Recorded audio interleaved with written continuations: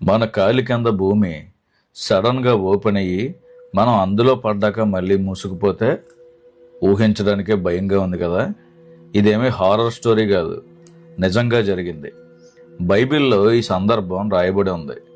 సంఖ్యాకాండం 16వ అధ్యాయంలో కోరాహు కొంతమందిని సమకూర్చుకుని మోషేకు ఎదురు తిరిగి, ఈ సమాజంలో అందరూ పరిశుద్ధులే, మీరు మాత్రమే కాదు అని అంటాడు.